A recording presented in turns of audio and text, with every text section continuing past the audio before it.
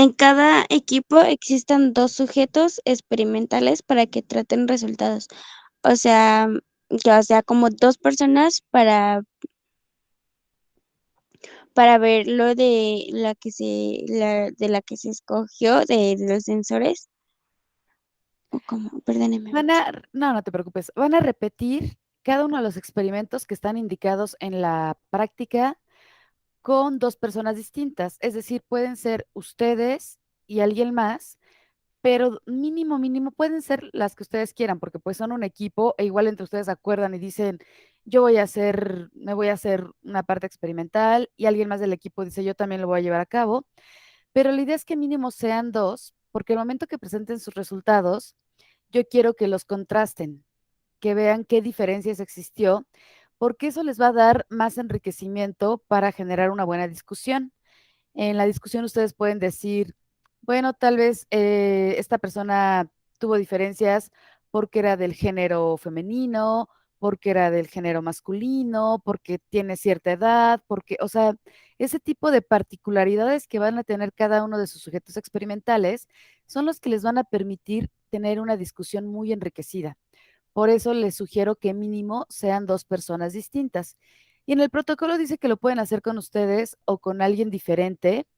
Em, yo creo que ustedes lo pueden hacer por curiosidad para que comprueben estas cosas, sobre todo lo de los quimiorreceptores, eso es muy interesante, pero creo que me parece más objetivo que lo hagan en una persona externa a ustedes y que le puedan vendar los ojos y que le puedan tapar bien la nariz, que no sepa como de qué va la situación, me parece que eso les arrojaría resultados más objetivos.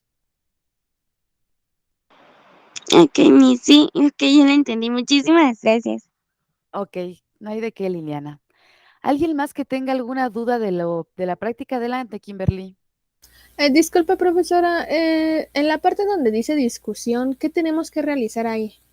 Esta parte que les comentaba. Recuerden además que previamente ya les subí una presentación de los puntos que debe de contener su práctica. Y ya está la rúbrica también ahí. Entonces, con la rúbrica también vayan checando. En la discusión lo que tienen que hacer es, por ejemplo, si en su resultado de quimiorreceptores con esto de los Jolly Beans, estos frijolitos de sabores que es con el que tienen que hacer la prueba, ven que se administraron el color amarillo, que supone que es sabor limón, el color rojo, que se supone que es cereza, no sé, no recuerdo bien ahorita los sabores, y esta persona les reportó que ambos sabían agrios, por ejemplo. Entonces ustedes se van a buscar en los libros, en artículos, en recursos electrónicos, cuál es la relación que existe entre el olfato y el gusto. Y además esto van a encontrar muchísima información porque por la situación que ha habido del COVID, pues esta pérdida del olfato y también del gusto, pues hay documentos importantes que demuestran la asociación que existe entre estos 2 quimiorreceptores. Y entonces ustedes ponen, por ejemplo, en tal recurso electrónico lo citan, mencionan que la relación está dada porque hay una conexión a nivel del bulbo olfatorio, de la faringe, la laringe, lo que encuentren, y ustedes ponen, nosotros hemos encontrado o hallamos en nuestros resultados o comprobamos esta situación que se había reportado previamente. O sea, la discusión es justamente contrastar sus resultados. En los resultados solamente tienen que poner cuestiones descriptivas, es decir, los resultados solamente van a ir narrando lo que encuentran, ¿no? Así de sabor Jolly Beans cereza lo reportó como sabor agrio, Jolly Beans amarillo también como sabor agrio, pero ahí todavía no hacen la contrastación, la comparación, la reflexión del por qué se dio eso. Los resultados es una sección donde solamente todo queda descriptivo, de ahí que tengan que utilizar tablas, que puedan utilizar gráficas si lo necesitan. En esa parte ustedes tienen que ser como ingeniosos de cómo quieren presentar sus resultados. No tiene que ser ahí de una manera estricta, esa parte ahí tienen como esa libertad de presentarlos como ustedes mejor crean que van a ser percibidos para la persona que los lea. Si no quieren poner un cuadro y más bien prefieren poner un gráfico está bien, si quieren hacer una fotografía también está bien, o sea, ahí ustedes se las ingenian y en la discusión, entonces contrastan, comparan, reflexionan, suponen por qué pudo haber pasado eso, suponen por qué no. O sea, ahí es prácticamente como divagar, pero con fundamentos bibliográficos o recursos electrónicos. Ujú.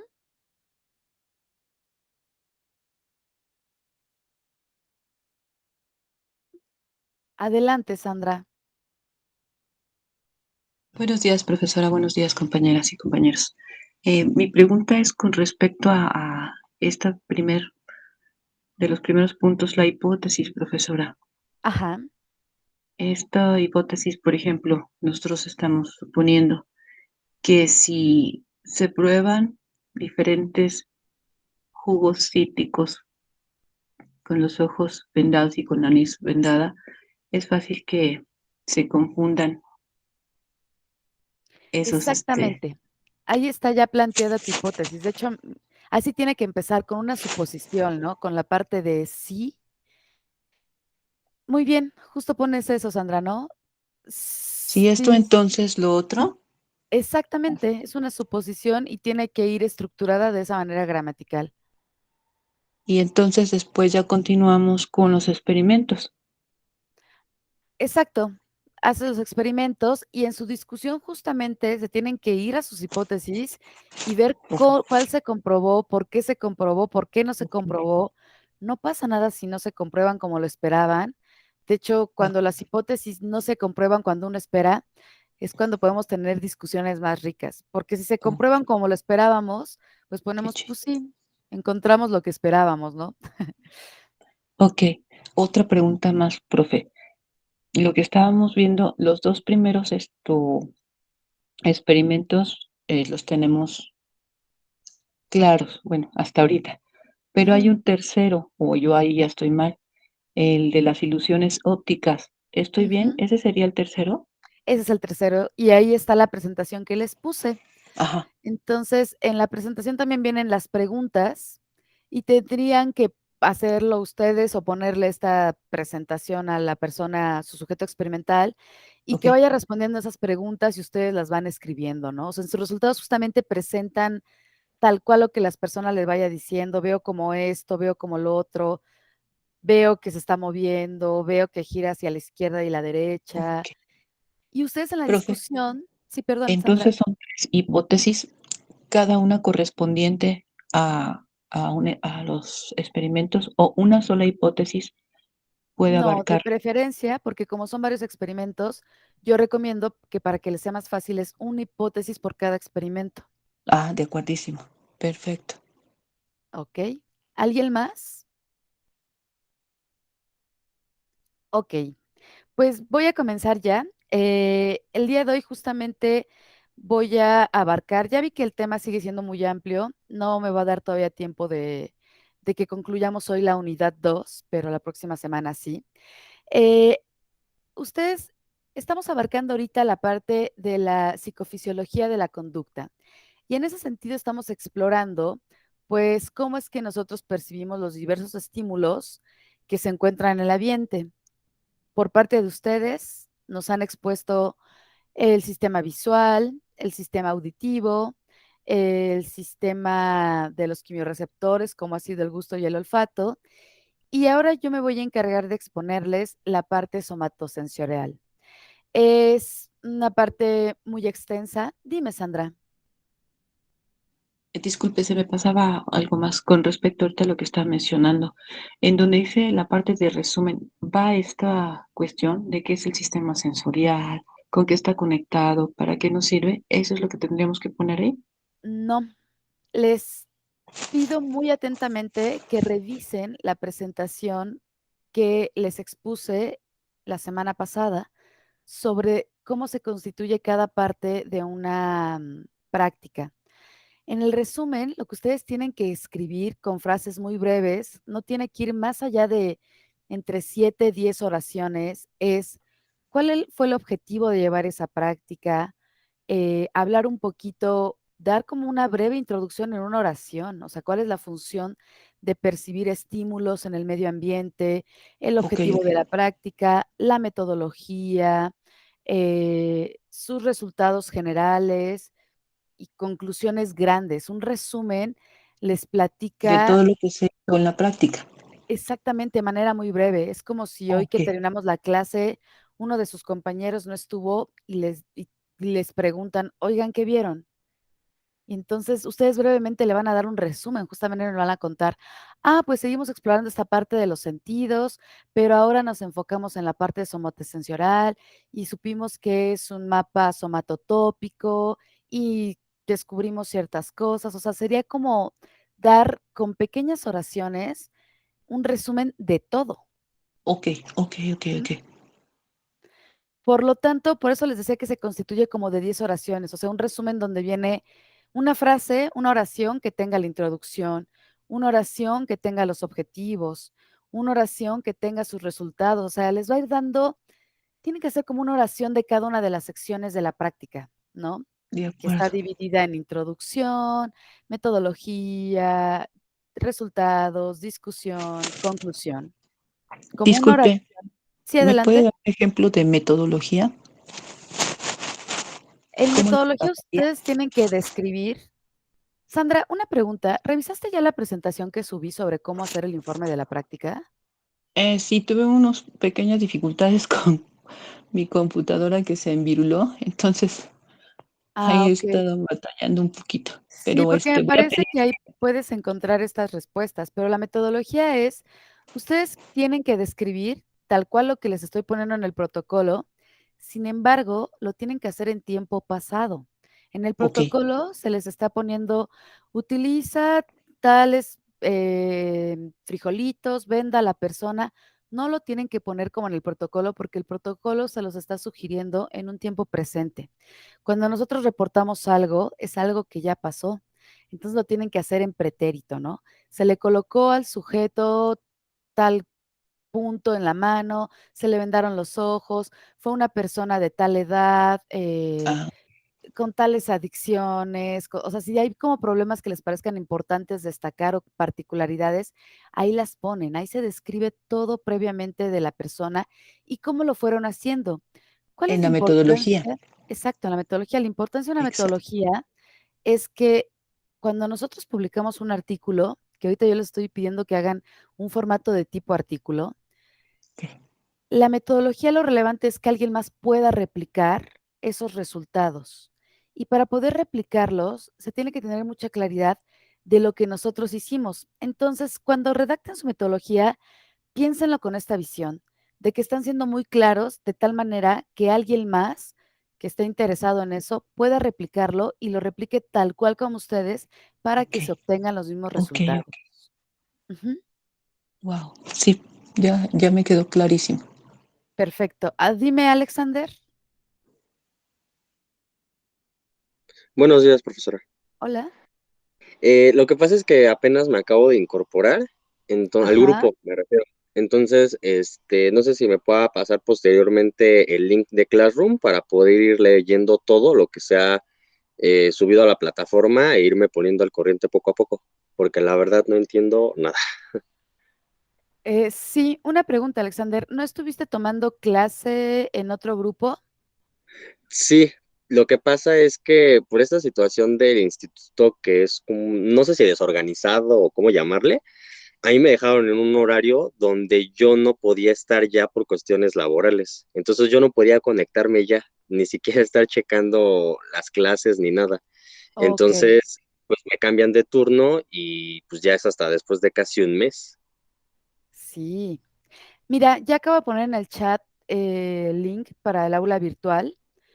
Eh, Te sugiero que te coordines con tus compañeros. Me parece que entre ustedes suelen tener un chat en donde se Sí, comunican para que te vayan poniendo al tanto.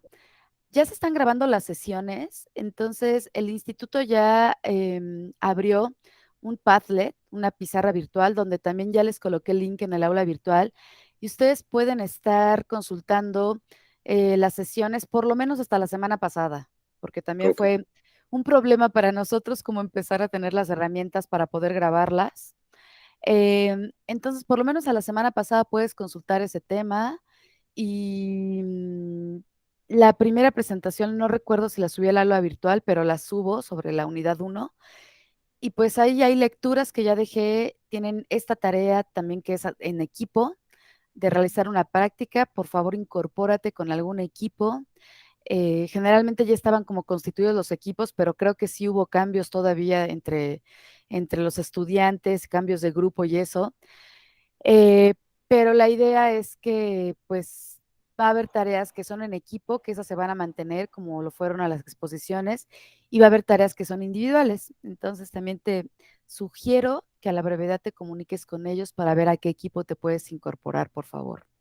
Sí, de hecho ya me hicieron favor mis compañeras de agregarme a un equipo y ya están también informándome con respecto al tema. Entonces ya ahí voy más o menos. Perfecto, Alexander. Y Gracias. bueno, también está mi correo electrónico, o desde el aula virtual me puedes escribir para cualquier otra duda, ¿va? Sí, muchísimas gracias. Bien, pues ahora sí ya voy a comenzar la clase. Les comentaba, lo estaba poniendo en este contexto donde hemos visto ya esta parte de la visión, la audición, los quimiorreceptores, y ahora les voy a comentar sobre el sistema somatosensorial, que además esto también les va como a dar un poquito de claridad para la parte de la práctica que tiene que ver con la discriminación de 2 puntos. Entonces, déjenme comparto la pantalla y me dicen si ya se puede ver la presentación. ¿Ya la están viendo? Sí, profe. Gracias. Bien, pues seguimos con los tópicos que tienen que ver con la unidad 2, que es la psicofisiología de la conducta. Y el objetivo de esta parte es ahora que comprendamos el funcionamiento del sistema somatosensorial y el control de movimiento, que entendamos cuáles son los procesos de la interorecepción y que reconozcamos los trastornos que están relacionados a los sistemas sensoriales. Este último punto, al término de esta unidad, va a ser abarcado por ustedes por medio también de una tarea en equipo. Entonces, yo voy a estar a cargo de transmitirles esta información y ustedes van a tener que investigar sobre los trastornos. Muy probablemente, les repito, va a ser una tarea en equipo, la realización de algún cuadro conceptual. Todavía le estoy definiendo y les estoy buscando información importante para que puedan llevarla a cabo, pero esto al término, porque todavía nos falta también hablar sobre los estados de alerta y las respuestas de orientación, el tipo de atención, las redes neuronales que están involucradas en la atención, que sería este otro tema, y ahí también les dejaría de tarea buscar los trastornos que están relacionados con la atención, de tal manera que se generen 2 grandes cuadros sobre esto, y por eso me parece que sería más fácil si se hace en equipo para que tengan más abarcado estos temas. Pues bien, nosotros tenemos que reconocer, más bien, gracias a muchas investigaciones y acontecimientos, actualmente se reconoce que existe una organización jerárquica de los sistemas sensitivos. Estos entonces nosotros podemos irlos monitoreando y restar este proceso en 2 fases generales. Esta es la organización jerárquica que se ha reconocido. Ay, permítanme, porque creo que alguien está ingresando. Listo. Entonces, regreso nuevamente. ¿Pueden ver ya nuevamente la presentación?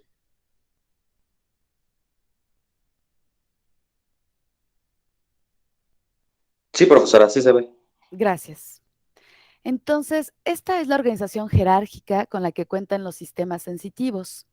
Si nosotros partimos de esta base de la pirámide, tal como los que ustedes expusieron anteriormente, tenemos que lo indispensable para poder captar algún estímulo ambiental tiene que ser una estructura específica a la cual se le conoce como receptores.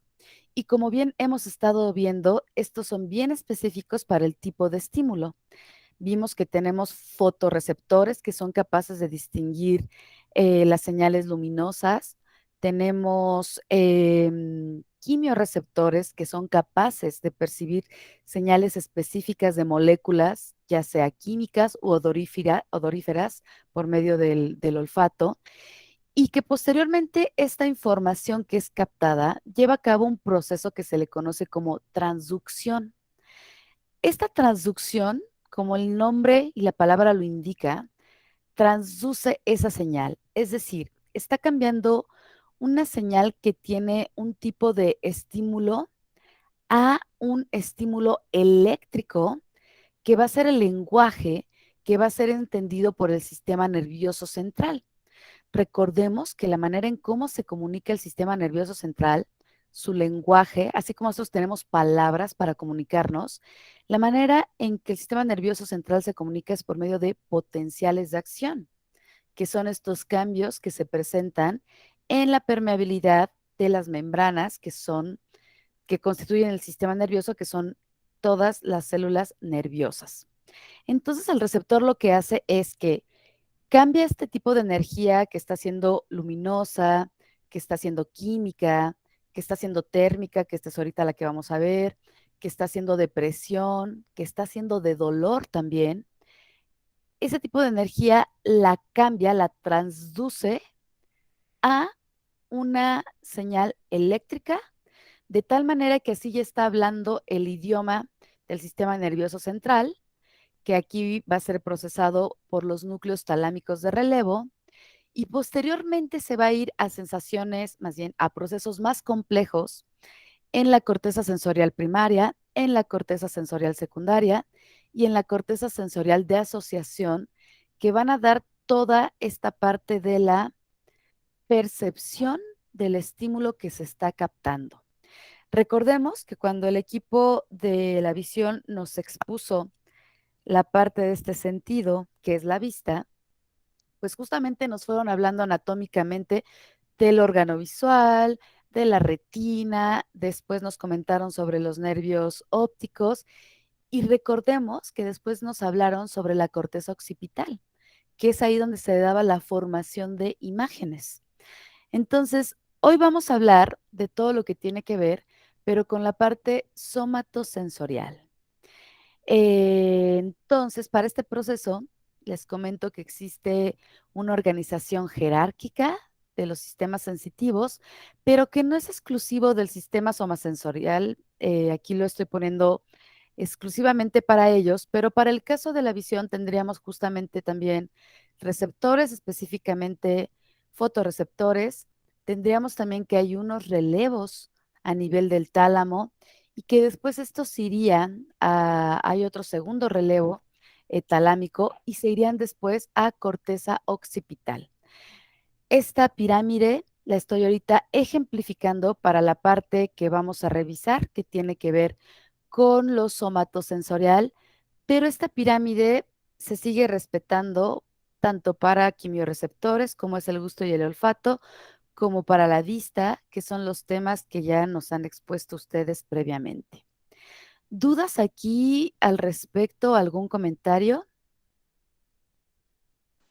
Profe, entonces, el cuerpo capta un estímulo por la piel, supongamos.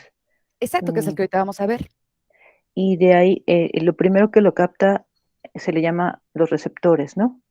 Exacto. Entonces, la neurona que capta este estímulo exterior lo transduce, Transduce. como traducción. Ajá. Transducción. Está la palabra trans, que más bien hace referencia a que transforma. Ok. Transducción. Exacto. Transforma. Y aquí es todo este proceso de la neurona cuando tiene esta comunicación, que ahorita se me fue la palabra, perdón, que es del polo positivo al negativo o si es negativo al positivo. Exacto, los potenciales de acción. Potenciales de acción. Y entonces esa sería la transducción que sufre para poder llevarlo al núcleo de los tálamos.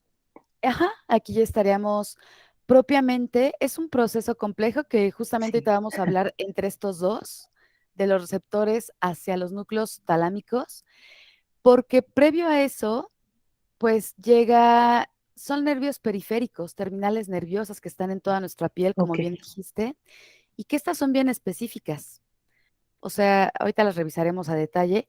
Hay unas que van a percibir frío, hay otras que van a percibir dolor, otras que van a percibir presión, etcétera, etcétera. Entonces, eso primero va a llegar a la médula espinal.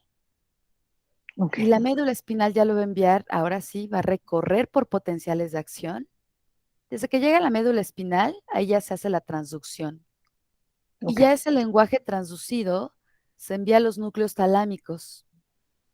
Y en los núcleos talámicos, Sandra, entonces ya se Sí. hace la traducción. Aquí es traducción, no transducción. Ajá, porque aquí ya está haciendo Ok. el mismo lenguaje. Ahí ya se entienden. El lenguaje como se comunican nuestras neuronas son los potenciales de acción. Ok. Entonces aquí ya nada más están decodificando el mensaje. Es decir, sistema nervioso periférico me está diciendo que en el dedito se está sintiendo mucho calor. Ujú. Algo está pasando ahí, enviamos una respuesta y tal vez está haciendo que tenemos el dedo expuesto a la llama de un encendedor. Entonces tenemos que quitar, ¿no? Y Ujú. ahorita veremos, porque hay respuestas que tienen que ser muy rápidas, que no necesariamente tienen que llegar hasta el sistema nervioso central, sino que se pueden integrar inmediatamente a nivel de la médula espinal. Profe, entonces aquí las reacciones son eh, eléctricas más que químicas. En el Exactamente. caso del dolor, por lo que comenta usted, ¿no? Tiene que Sí, ser eh, al instante la respuesta. sí, sin embargo, ahorita veremos, porque hay una diferencia entre dolor y entre nocicepción. También a eso vamos a llegar. Pero ahorita lo que quiero que destaquen es el proceso general que se sigue para la percepción de cualquier estímulo. Para el estímulo luminoso, para estímulo químico, necesitamos una estructura especializada que es un receptor. Este receptor va a mandar esta información transducida hacia el sistema nervioso central, núcleos talámicos generalmente, y luego se va a dar la parte de la percepción que ya va a estar encargada pues toda nuestra corteza. Va a haber cortezas específicas dependiendo del tipo de estímulo, como bien veíamos. Hay una corteza olfatoria para la parte del olfato, hay una corteza occipital que se encarga de la formación de las imágenes en la cuestión de la visión, y ahorita veremos que existe una corteza sensorial primaria y secundaria, así como una de asociación para el tipo de estímulos que percibimos principalmente por este gran tejido, que es el mayor, que tiene que ver con el tacto y es a través de la piel. Ujú. Aquí les estoy dando como un resumen de lo que también ustedes ya nos expusieron, pero viéndolo desde una visión general. Y entonces, después de tener clara esta visión general, ahora vamos a ver sus particularidades. Ustedes nos expusieron las particularidades de la vista, de la audición, del gusto, del olfato, y ahora yo les voy a platicar sobre las particularidades de lo que se clasifica de manera ya obsoleta, ahorita les voy a contar por qué obsoleta, como el sentido del tacto, ¿no? Que es lo que tiene que ver, pues, con lo que percibimos a través de nuestra piel. Entonces, justamente en este proceso que tiene esta jerarquía porque tiene que ser captado por una estructura especializada, que es un receptor, la cual va a transducir esa señal, la va a enviar al sistema nervioso central, va a haber una decodificación de ese mensaje y se va a generar una respuesta ante ese estímulo. Eh, en esta jerarquía que existe de los sistemas sensitivos, también podemos dividir el proceso en dos fases generales. Una fase que es la sensación y otra fase que es la percepción. Y justamente es esto que te comentaba, Sandra, sobre una cosa es la nocicepción y otra cosa es el dolor. La sensación es el proceso que todos los seres vivos tienen y tenemos para detectar la presencia de estímulos. Cualquiera lo podemos sentir, desde invertebrados, desde unicelulares hasta pluricelulares, tenemos la capacidad sensorial, es decir, detectar estímulos. Mientras que la percepción es el proceso de nivel superior que incluye integrar, reconocer e interpretar modelos completos de sensaciones. Esto también se ha descrito en organismos invertebrados. Sin embargo, no se ha descrito de todas las percepciones. O sea, hay percepciones que están descritas, pero todavía no hemos tenido como hechos contundentes donde nosotros podemos decir, un calamar es capaz de apreciar el arte, porque ella sería una índole de percepción, ¿no? Sin embargo, en los pulpos, que son organismos invertebrados, hay datos bien interesantes y complejos sobre percepción. Si tienen esta plataforma que es Netflix, por favor vean el documental de Mi amigo el pulpo o Mi maestro el pulpo. Es hermoso. Yo terminé llorando, la verdad. A mí nunca me ha gustado el sabor del pulpo, ni la textura, entonces en realidad en ese sentido me sentí como muy tranquila, pero amigos a los que se los recomendé que les encanta comer pulpo, sí me dijeron, híjole, desde que vi el documental ya no puedo sentirme tranquilo comiendo pulpo, ya me la pienso más de 2 veces antes de hacer como un platillo con pulpo o comer pulpo, porque este documental demuestra una sensibilidad de particularmente una pulpa, porque además era hembra, y cómo un buzo la fue describiendo y la fue documentando toda su vida. Entonces es hermoso y nos habla justamente también de cómo un organismo invertebrado puede tener cierta capacidad de percepción en los estímulos que está ocurriendo en su medio ambiente. Si pueden, véanla y lo comentamos durante las asesorías, que ya estoy por acomodarles bien el horario para ellas. Y o si no, en la siguiente clase dedicamos unos 5 o 10 minutos a comentarla a aquellos y aquellas que puedan verla. Perdón, se llama Mi amigo el pulpo, ¿verdad? Ajá. O My Octopus Teacher. Wow. Sí, es hermosa, es hermosa. Y bueno, Profe, una pregunta más, disculpe que la interrumpa, aprovecho. adelante. Entonces, estas dos partes que estamos viendo, sensación y percepción, eh, son como se puede catalogar también la organización que acabamos de ver de los sistemas sensoriales. Exacto. Si me regreso ¿Sí, hacia sí estoy bien? atrás, Ok, ok. ajá. Por ejemplo, toda esta parte entre receptores, núcleos talámicos y corteza sensorial primaria y secundaria, estaríamos hablando de sensación.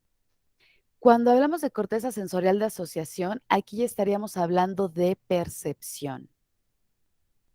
Y ahorita tengo un diagramita donde lo esclarecemos un poquito más. Pero antes de hacer eso, pues también quiero comentarles que por mucho tiempo se pensó que en estos niveles de la jerarquía de la pirámide que les mostré en la primera diapositiva, se creía que estos estaban conectados de una manera en serie, tal como podemos ver en este esquema, ¿no? Que hay aquí un conjunto de estructuras que son los receptores que van a ir transmitiendo la información chun, chun, chun, chun, en serie, como si fuera una secuencia de pasos, una sucesión de pasos, ¿no? El verde, el azul, el violeta, el naranja, el amarillo, crema, rojo, ¡pum! Y generan una respuesta. Y no es así. Actualmente, porque en un sistema en serie, pues justamente la información va fluyendo entre los componentes por una vía única. En la actualidad, lo que sabemos es que más bien en los sistemas sensitivos y sobre todo en el tacto, esta información más bien se da en un procesamiento en paralelo, tal como vemos aquí, en donde la información puede y más bien está fluyendo a través de componentes por medio de múltiples vías. Entonces vean aquí cómo hay receptores, de repente aquí se conjunta y ¡pum! La información empieza a fluir por diferentes vías y genera una respuesta ante ese estímulo. Entonces, hablando propiamente del sistema somatosensorial, tenemos justamente esto. Tenemos esta parte que te respondía, Sandra, la fisiología sensorial, en donde tenemos a los fenómenos ambientales que tienen interacción con el órgano sensorial. Estos van a ser captados, estímulos sensoriales, por medio de estructuras especializadas que son los receptores adecuados, en donde van a iniciar este proceso de captación del estímulo, al cual se le conoce como potencial receptor. Este potencial receptor propiamente ya está generando una actividad neural. Esta actividad neural va a ser transformada en potenciales de acción y entonces se va a llevar a un procesamiento central. En esta parte aquí somos conscientes.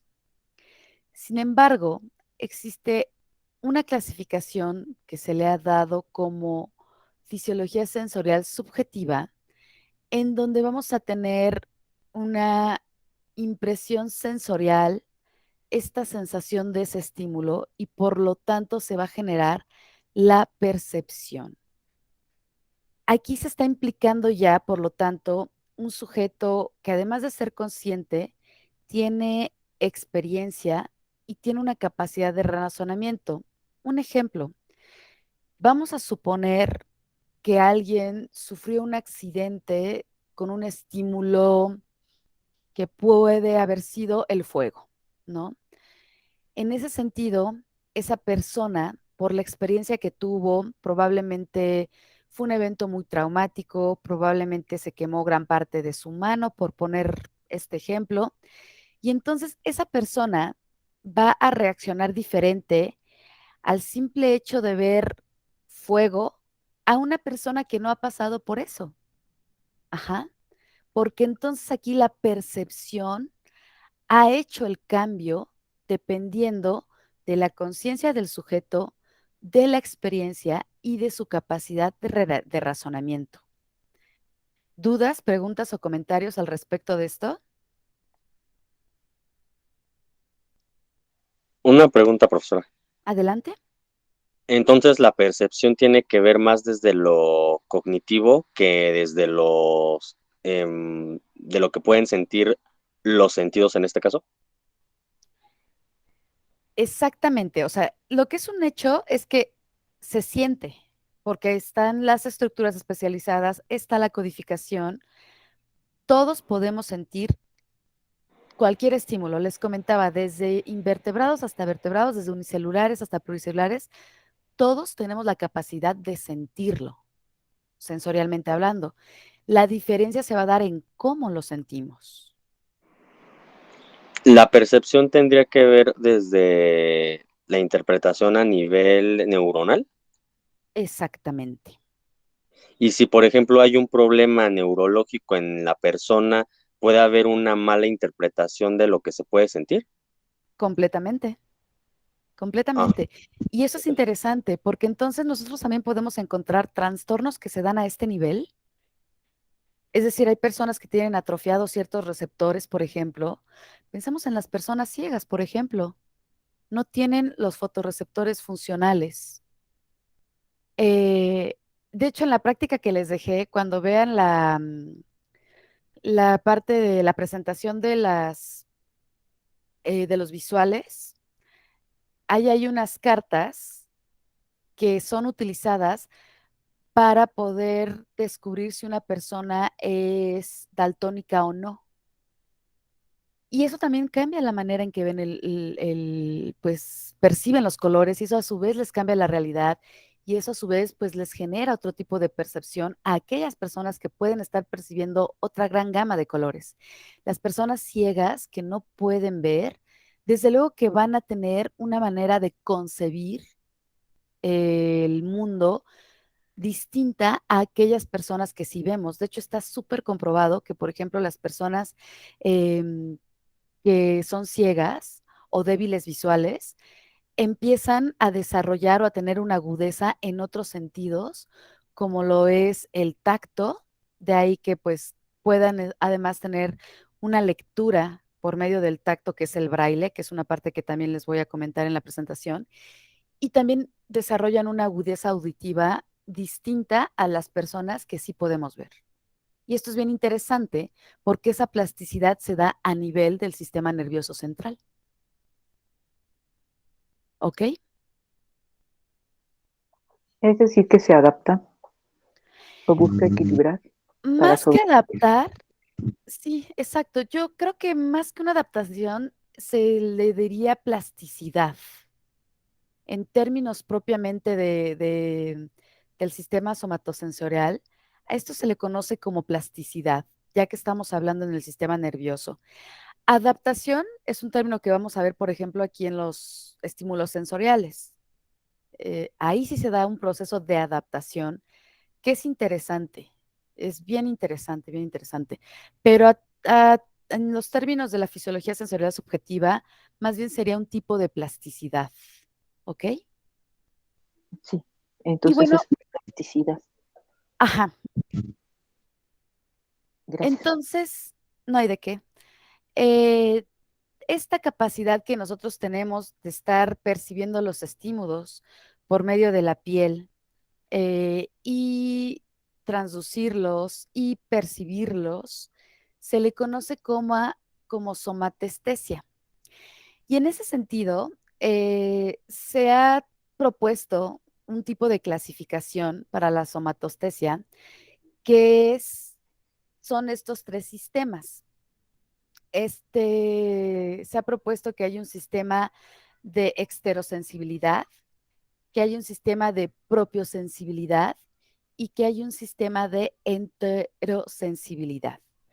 En ese sentido, por eso les decía que resulta ya un poco obsoleto hablar como de el sentido del tacto, porque pareciera que eso solamente se restringe a la piel, pero en realidad todo lo somatosensorial no solamente se restringe a la piel, sino también a lo que nosotros podemos estar sintiendo en nuestros músculos, en nuestros órganos interiores y en nuestro sentido de orientación. Es decir, esta conciencia que tenemos de poder estar en pie, equilibrados, de orientarnos de alguna u otra manera, de no estar chocando con objetos o con otras personas, de tener esta concepción de nuestro espacio vital, de cómo poder desplazarnos sin chocar, sin caer.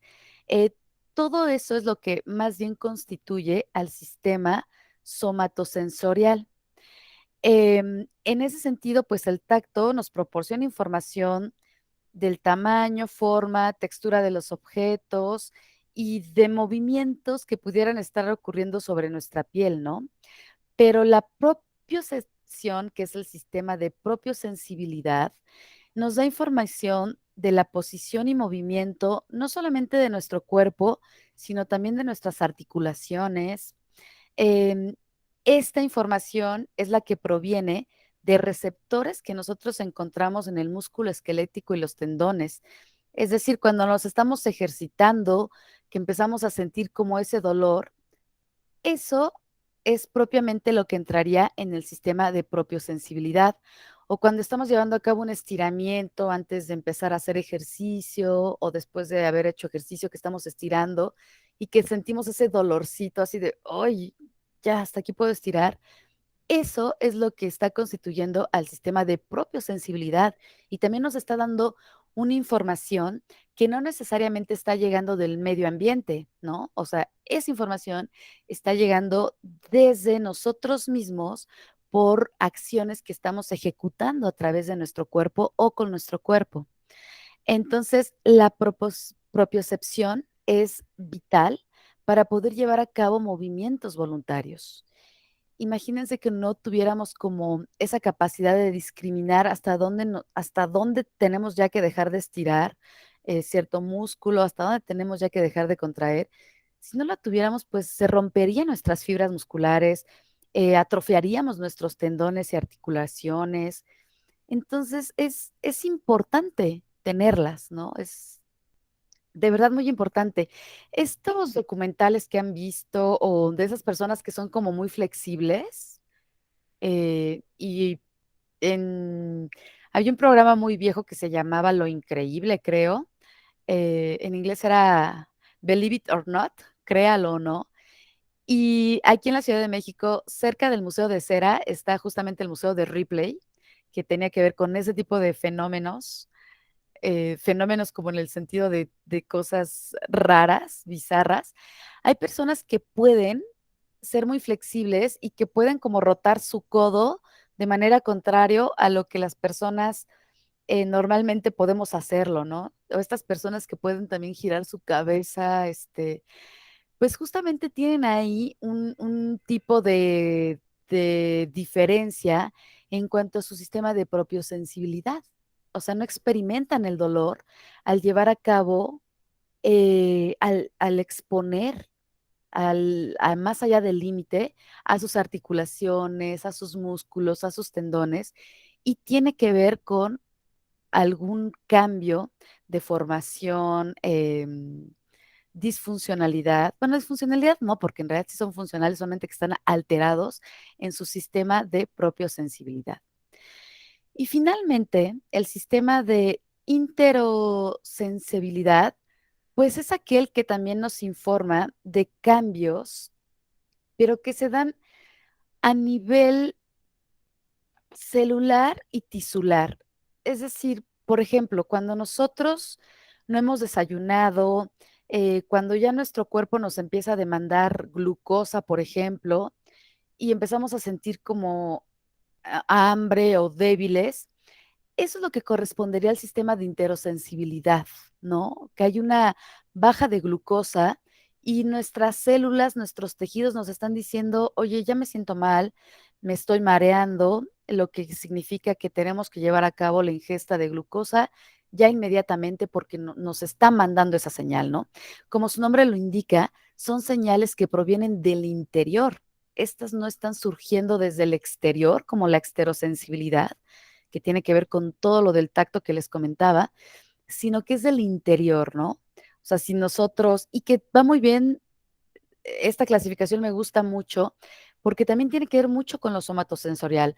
Si nosotros nos sentimos débil porque no hemos desayunado, porque la glucosa ya está disminuyendo bastante, entonces desplegamos una conducta que es sentarnos, recostarnos o desplazarnos a la cocina para tomar una manzana, un plátano, comer un dulce, o sea, nos permite ejecutar una conducta para atender a esa señal que nuestro cuerpo nos está dando y estar nuevamente en esta condición que el término correcto es de homeostasis para el mantenimiento de nuestras células, tejidos y básicamente pues nuestra supervivencia.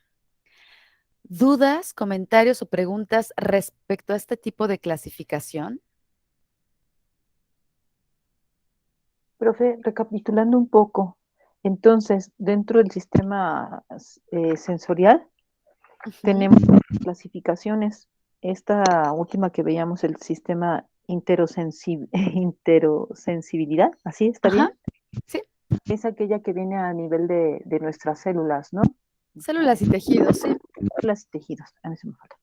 Y entonces esto nos envía una señal que se origina dentro del cuerpo para avisarnos de alguna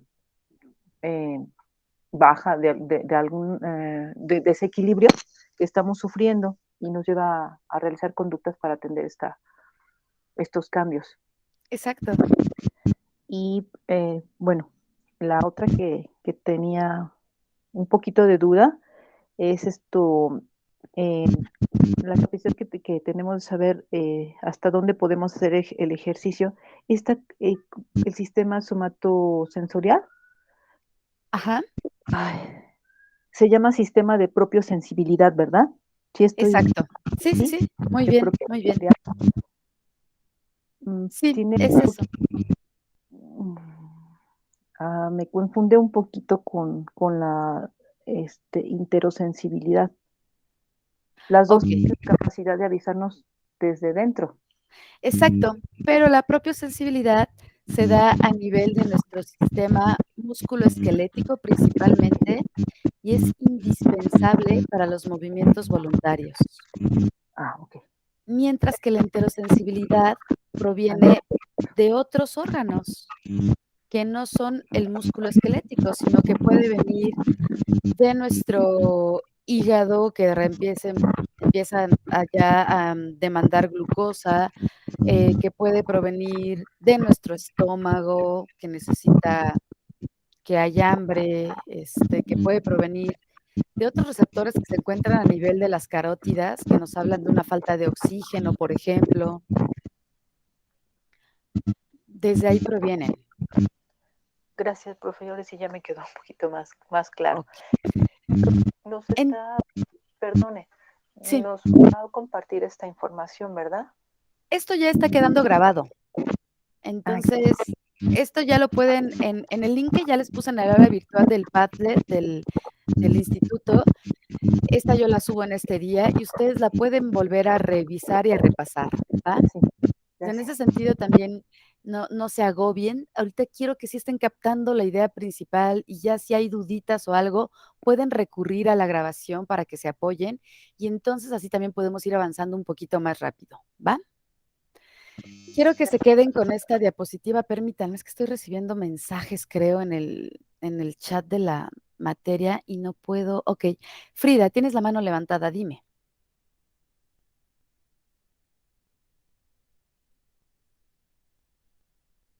Frida, adelante.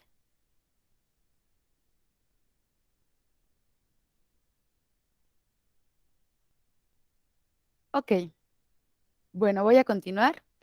Entonces, lo que quiero que se queden de esta presentación es que hay dos maneras en cómo se está clasificando al sistema somatosensorial. Vean, una tiene que ver por su fisiología, es decir, en fisiología sensorial objetiva, en fisiología sensorial subjetiva. En realidad esto aplica en todos los sistemas, no solamente el somatosensorial, también aplica en el sistema visual, en el sistema auditivo.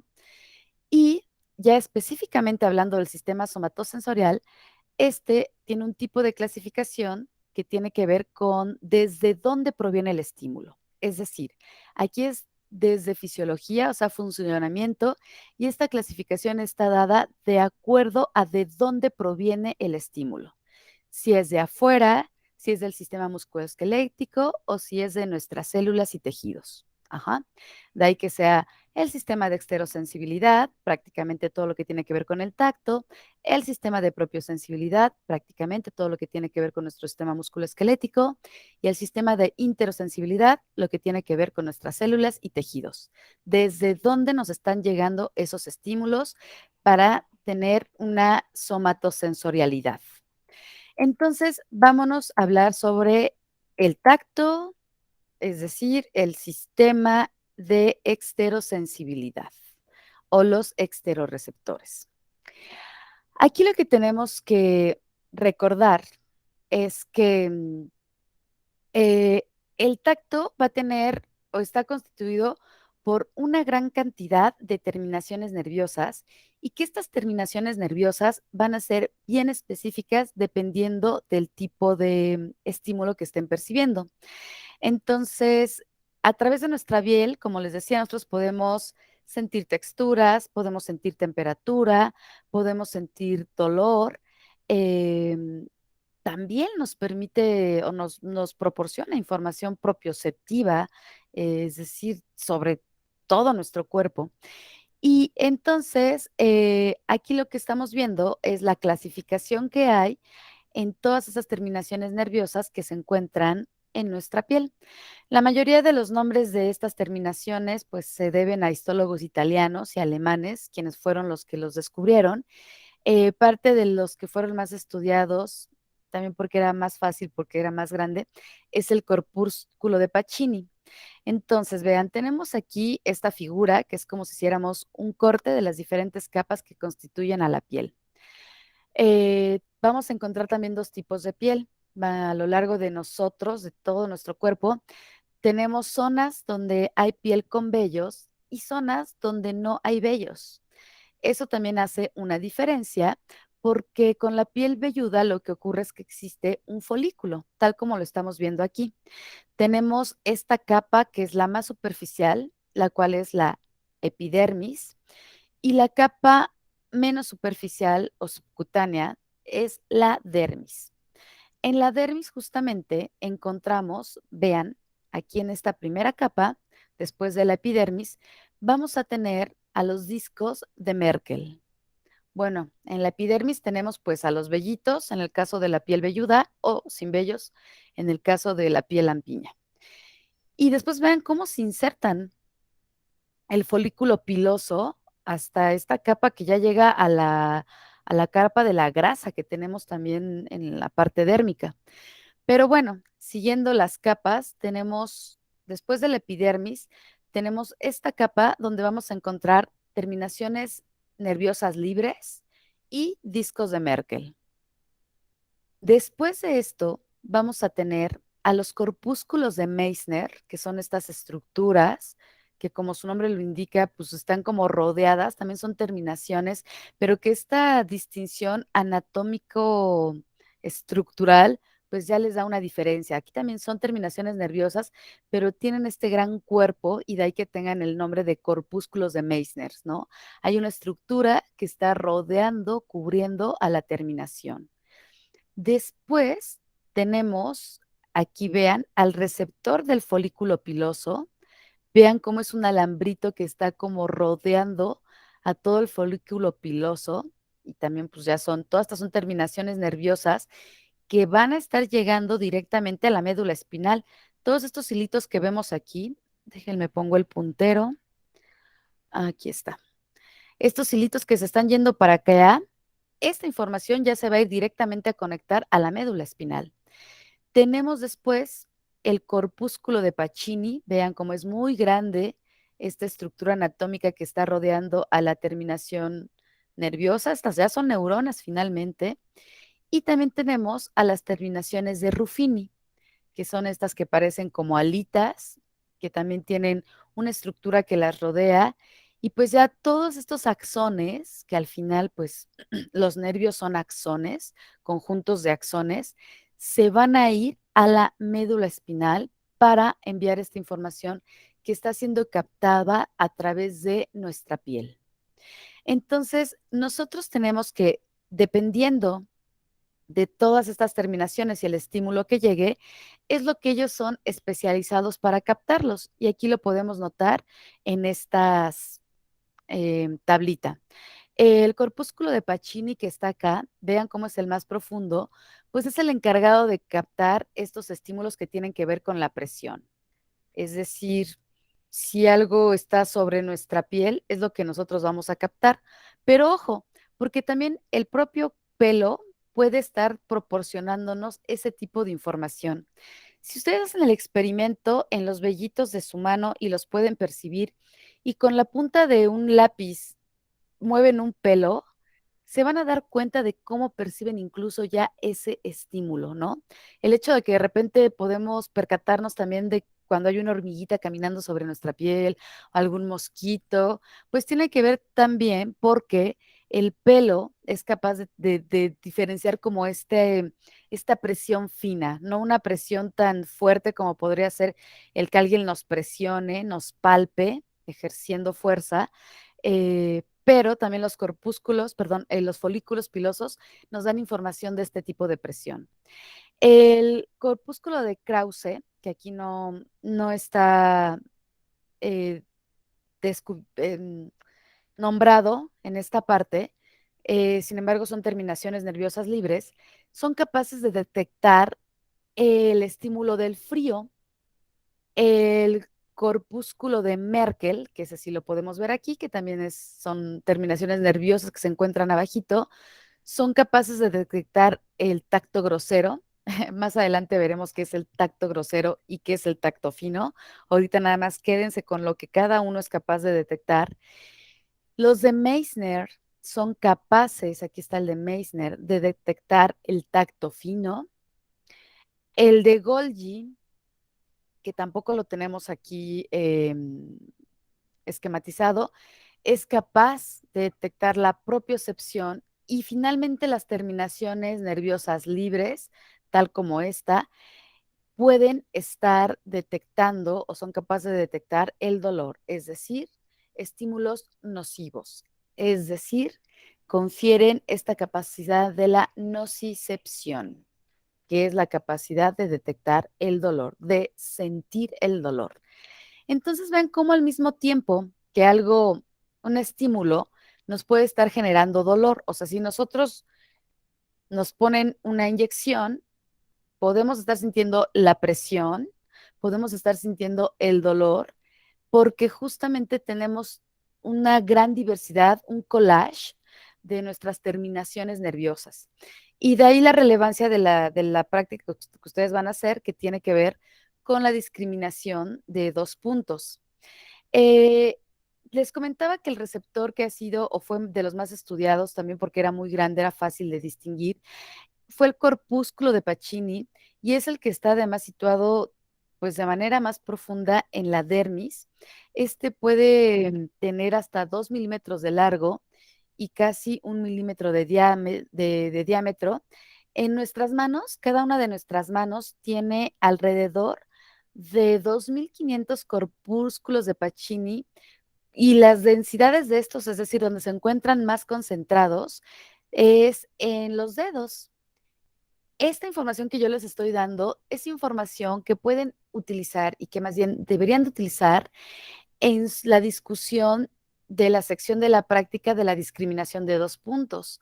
El que ustedes sepan por qué hay mayor densidad de corpúsculos de Pacini en la punta de los dedos les va a dar la información de por qué en otras estructuras que ustedes hagan la discriminación de 2 puntos, lo van a hacer creo que también en la nuca, en el brazo, en el antebrazo, van a notar por qué no es capaz de discriminar de 1 o 2 estímulos que estén ahí tocando y tiene que ver con esta parte que les estoy diciendo. Los corpúsculos de Meissner tienen un tamaño 10 veces menor a los de Pacini, como podemos notarlo, vean cómo son más pequeñitos. Estos generalmente están localizados en lugares donde no hay vellos, tal como podemos notarlo aquí. Vean cómo en la zona de la piel lampiña, pues está la presencia de los corpúsculos de Meissner.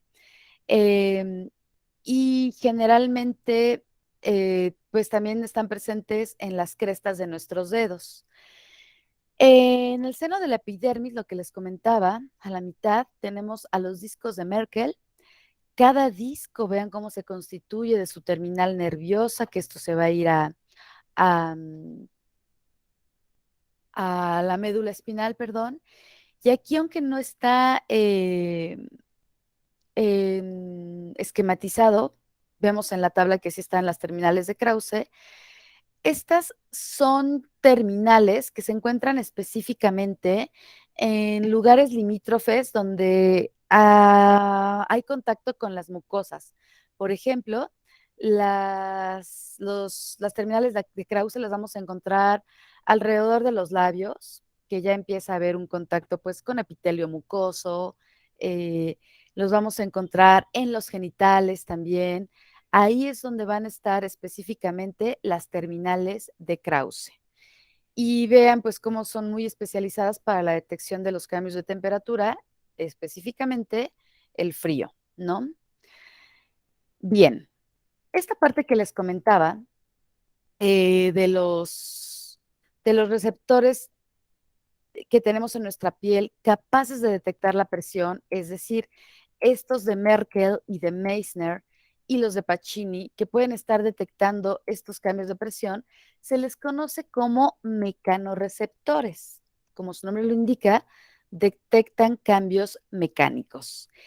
Y en cuestión de los mecanorreceptores, nosotros vamos a estar encontrando que tienen un tipo de adaptación a la cual se le conoce como adaptación rápida o adaptación lenta.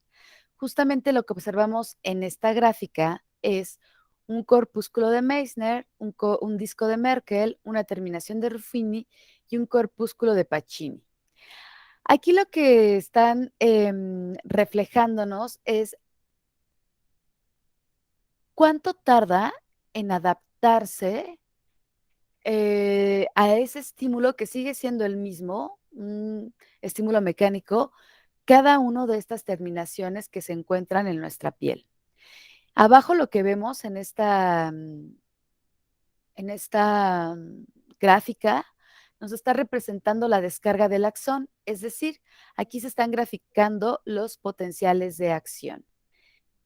Lo que notamos cuando hay un tipo de adaptación rápida es que aparece el estímulo, aquí lo vemos, responde al principio a ese estímulo y después, aunque el estímulo continúa, todo esto de arriba está indicando la presencia del estímulo. Desde que aparece, continúa y se quita. Y hay una adaptación rápida. Vean cómo nosotros empezamos a detectarlo, se generan los potenciales de acción, después no hay potencial de acción y cuando se va el estímulo se vuelve a dar una detección. Ejemplo, si nosotros nos levantamos y nos vamos a poner ya para salir, porque hoy está haciendo frío, nos ponemos una chamarra, desde luego que al momento que nos la ponemos sobre nuestra piel, vamos a sentir un poco la presión de ese objeto que es la tela de la cual está constituida nuestra chamarra. Entonces al principio lo vamos a sentir, pero nos vamos a adaptar rápido. No todo el tiempo vamos a estar sintiendo el peso de la chamarra sobre nuestros brazos u hombros o todo lo que está teniendo contacto con nuestra piel. Entonces tuvimos una adaptación rápida porque ya dejamos de mandarle esa información al cerebro y ocurre de manera rápida. Pasa lo mismo con los del olfato, por ejemplo, hay una adaptación rápida. Si, por ejemplo, ahorita ahí donde ustedes están tomando la clase, de repente entra su hermano, su mamá, diciéndoles que ya está el desayuno o se los lleva, incluso sin que se los diga, si de repente ella entra con unos huevos con chorizo, ustedes enseguida van a percibir el aroma del huevo con chorizo. Entonces van a mandar esos axones rápidamente, ¿no? Potenciales de acción, pum, pum, pum, hacia el cerebro. Pero después de un rato de que su mamá les puso ahí cerca el plato de huevo con chorizo, van a dejar de percibirlo. O sea, hubo un cambio de adaptación rápido. Así es como funcionan los corpúsculos de Meissner y los corpúsculos de Pacini, con una adaptación rápida. En cambio, una adaptación lenta es aquella en donde todo el tiempo se siguen dando los potenciales de acción porque se está captando el estímulo todo el tiempo que está presente, pero ya no con la misma frecuencia. Se dan pequeños cambios en los disparos, tal como lo podemos ver aquí. Está la presencia del estímulo, aparece y se da la detección del estímulo rápidamente, sigue el estímulo y se sigue mandando información, pum, pum, pum, pum, pum, pum, pum, hasta que el estímulo desaparece. Es el caso de los discos de Merkel y de las terminaciones de Ruffini. Si nosotros recordemos en qué están implicados estos, tenemos que los discos de Merkel tienen que ver con el tacto grosero, es decir, con estar identificando aquellos cambios de presión que están siendo muy, muy fuertes, mientras que aquí en la tabla no aparecen nuestras terminaciones de Ruffini, pero las de Ruffini también están implicadas en cuestiones que tienen que ver con temperatura, es decir, aquí se activaría si somos expuestos a una fuente de calor muy fuerte, nunca lo vamos a dejar de percibir. Y esto tiene sentido. ¿Por qué tiene sentido? ¿Por qué creen que tenga sentido que exista una adaptación lenta? ¿Qué se les ocurre? Ahorita con este ejemplo del fuego que les estoy diciendo. Ay, es que como tengo la presentación, no puedo ver lo que está pasando en el aula virtual. ¿Alguien levantó la mano? Por favor, adelante. No puedo Sí, ver yo. su nombre. Por favor. Ah, pues por la cuestión de que si el estímulo externo es, no sé, bastante fuerte, por así decirlo, para los sentidos, entonces va a ser más permanente y quizá por eso nosotros no lo dejamos de sentir. Más o menos. Termina de cuajar un poquito la idea, Alexander. Yo creo que ya la tienes, pero Sí. piénsalo en términos de supervivencia. Ok, Justamente mi idea es esta, que en el ejemplo que nos ponía, bueno, en el estímulo del fuego, si no fuera permanente, entonces posiblemente nos quemaríamos, ¿no? O sea, Exactamente. Si tuviéramos una adaptación lenta al fuego, nos quemaríamos. y dañaríamos nuestra piel, nuestros tejidos. O por ejemplo, un olor tóxico. Por ejemplo, recuerdo mucho el olor del azufre por cuestión Ajá. de laboratorio, cuando hicimos un experimento medio extraño, cuando se quemó, y era una cantidad bien pequeñita en una cucharilla de estas de laboratorio, olía horrible, quema, quema. Era muy poquito. Supongo que si hubiésemos estado expuestos a más tiempo, hubiéramos tenido alguna consecuencia grave, ¿no? Como intoxicación, una cosa así. Sí, pero fíjate que particularmente hay algunos olores que justamente no solamente te alertan del olor, como tú dijiste, además también irritan. Es irritante. Entonces, El azufre esa irrita. irritación ya no solamente está a cargo de la percepción del olor, sino que también ya está teniendo que ver con este tipo de terminaciones. Si fuera solo el olor, piensen, el olor en realidad sí es uno que se adapta de manera muy rápida y de ahí que existan muertes con intoxicación de gas butano, por ejemplo, que es esto de que si dejamos el piloto encendido y está saliendo el gas de la estufa, al principio lo vamos a percibir así, huele a gas, pero después nos adaptamos y por eso muchas personas, lamentablemente, pueden perder la vida porque tienen una adaptación rápida a ese aroma y entonces mueren intoxicados. El ejemplo que tú comentas, Sandra, en realidad, pues ya te está dando otra información, no solamente de un aroma desagradable, sino que además ya te está dando información de algo que está irritando el epitelio nasal, ¿no? Y eso tiene que ver ya más bien con la integración que se está dando de un aroma desagradable, pero también con cómo esa molécula química está irritando a las terminaciones que se encuentran a nivel de la piel, del Pero es muy epitelio. curioso, porque en este caso, de este olor que quemó, es una reacción inmediata, es rápida, no hay adaptabilidad. O sea, sí o sí te quitas, ¿no? O lo dejas, te haces a un lado o haces algo porque sí te lastima. Exacto. Sí, sí, sí. Y por ejemplo, el del fuego, todo el tiempo nos tiene que estar mandando información, nuestros receptores que captan esta sensación térmica. ¿Por qué? Porque si nos adaptáramos a eso, como bien dijiste, nos quemamos y ponemos en daño nuestros tejidos. Entonces, todo el tiempo la información tiene que estar ahí, por eso es una adaptación lenta, es decir, no se adapta, está enviando y enviándote la información de muévete, quítate, haz algo, desplaza, aleja el estímulo, ¿saben? O sea, se tiene que generar una conducta que nos sea capaz de, ¡pum!, de hacernos evadir, repeler, quitar el estímulo que puede estar poniendo en daño nuestros tejidos o incluso nuestra vida. Ajá. Esas son como la relevancia de la adaptación rápida y la adaptación lenta, pero que también es importante, o sea, en esta adaptación rápida no nos pone en peligro el hecho de que nuestros receptores hayan ya dejado, se hayan adaptado a traer la chamarra puesta. Imagínense si todo el tiempo estuviéramos recibiendo la señal de la chamarra, la chamarra, la chamarra, pues nuestro sistema nervioso estaría todo el tiempo concentrado en ese punto, en ese punto, en ese estímulo, sin poder tener como capacidad de concentrarse en otra cosa.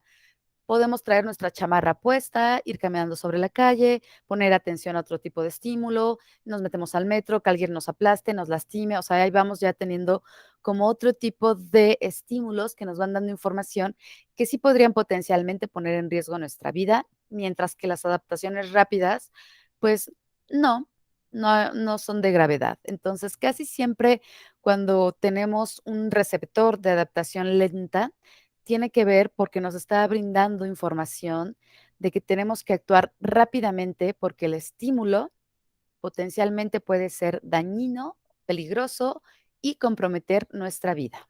Ajá. Entonces, pues resumiendo esta parte, sobre la piel, en el campo receptivo tenemos corpúsculos de Meissner y de Pacini y que estos van a responder rápidamente al principio del estímulo, pero después van a dejar de emitir esos potenciales de acción, aunque el estímulo siga presente. Por eso son de adaptación rápida, se adaptan rápido al estímulo. Mientras que los discos de Merkel y las terminaciones de Rufina son de adaptación lenta porque perciben el estímulo producen la respuesta y esa respuesta la siguen produciendo sostenidamente por lo que dura el estímulo, ¿ok? Y esto va a tener que ver con este punto de su práctica de la discriminación de espacial entre dos puntos. Cuando nosotros tenemos a los discos de Merkel y los corpúsculos de Ruffini en nuestra mano, que ahí es donde van a llevar el experimento, pero lo van a hacer en otras partes del cuerpo, que ahí van a tener que averiguar. Las yemas de los dedos, les comentaba, presentan una resolución muy elevada de discriminación, justamente por la cantidad de terminaciones que tienen y el tipo de terminaciones que tienen. De ahí que sea el principio del código Braille.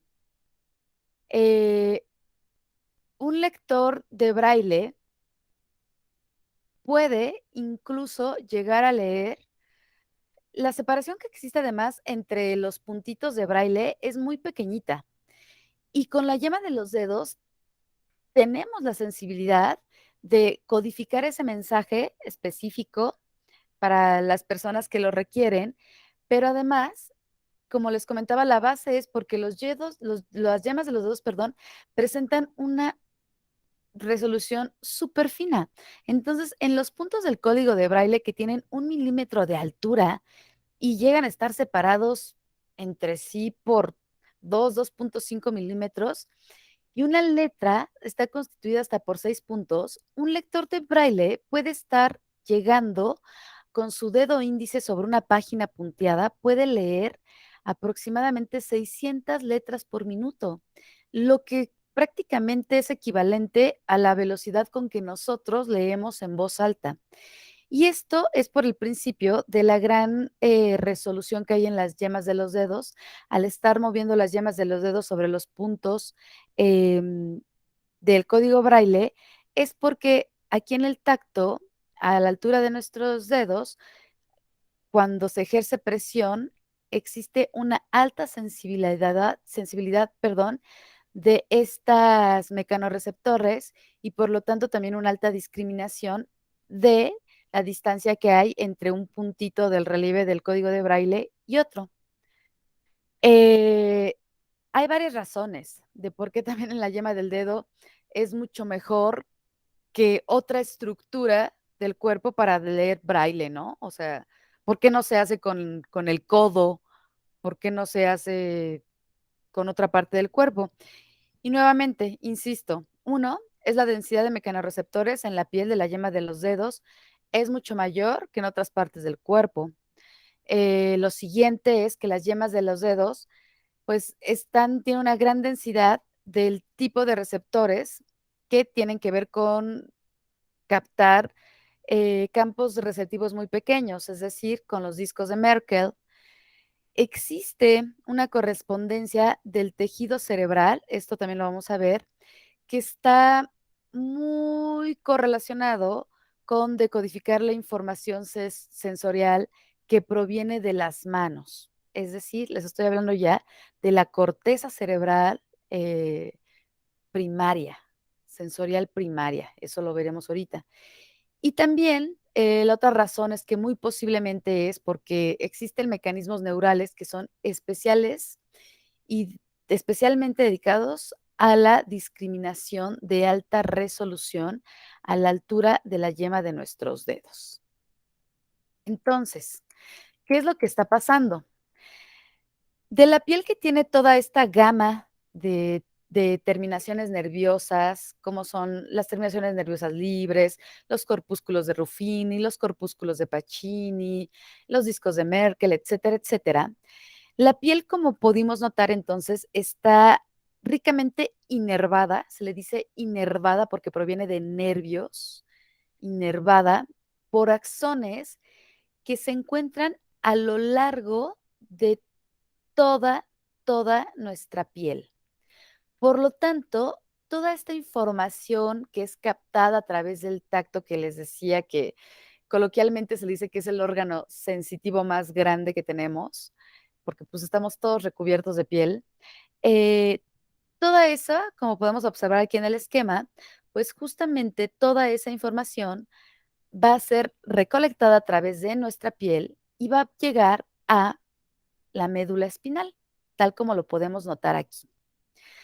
Entonces, los axones que llevan información procedente de los receptores sensoriales somáticos hacia la médula espinal o el tronco cerebral se les conoce como axones aferentes primarios del sistema sensorial somático.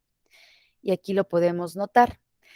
Este es un corte transversal de la médula. Transversal quiere decir que le estoy cortando hacia la mitad. Para ponerles una analogía, piensen un poquito cuando comen en tuétano, ¿no?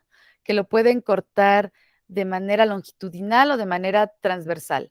Si es longitudinal, entonces ustedes pueden apreciarlo como un cilindro, como una semicuna, en donde ahí está pues la sustancia gris.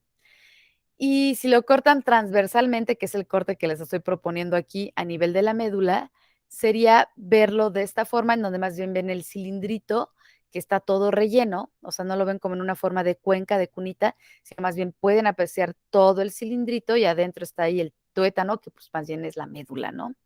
Entonces, si hacemos un corte transversal de la médula, nosotros justamente identificaríamos este tipo de estructuras anatómicas. Tenemos la parte de la sustancia gris y tenemos la parte de la sustancia blanca. La sustancia gris y la sustancia blanca, lo que lo diferencian es que la sustancia blanca está constituida por conjuntos de axones de las neuronas, mientras que la sustancia gris está constituida por los conjuntos somáticos de las neuronas. Recordemos que una neurona tiene su soma y su axón, ¿no? Y en el soma pues está el núcleo. Es una célula, es una célula. Las neuronas son células, pero muy particulares, ¿no? Con una colita muy larga que es el axón. Por lo tanto, tienen pues toda esta membrana, toda esta cubierta de membrana. Entonces, aquí en la sustancia gris lo que estamos teniendo son cuerpos somáticos de nuestras neuronas que aquí se conjuntan sus axones y forman ganglios y nervios. Vean cómo aquí están saliendo conjuntitos de axones que constituyen nervios. Mientras que la sustancia blanca adquiere ese nombre además, porque como los axones están cubiertos de mielina, son todos estos conjuntos de axones que están aquí y por eso da ese color blancuzco. Entonces, si hacemos este corte transversal, lo que vamos a notar son estas estructuras. La sustancia gris, la sustancia blanca, esta parte por donde surgen estos nervios o llega información, se le conoce como la raíz dorsal. Dorsal viene de dorso, dorso viene de espalda. Entonces, esta raíz dorsal de nuestra médula espinal. Mientras que este lado se le conoce como raíz ventral. Ventral viene de vientre, de pancita, es decir, es el corte que está viendo justamente hacia la parte del vientre, no hacia la parte de la espalda, en este corte transversal. Y entonces tenemos justamente como esta información que proviene de un receptor sensorial va a llegar a través de la raíz dorsal hasta la médula espinal. Y tenemos justamente cómo aquí se conjuntan en el nervio espinal, pues la información que viene de la raíz dorsal y la información que viene de la raíz ventral. ¿Dudas al respecto?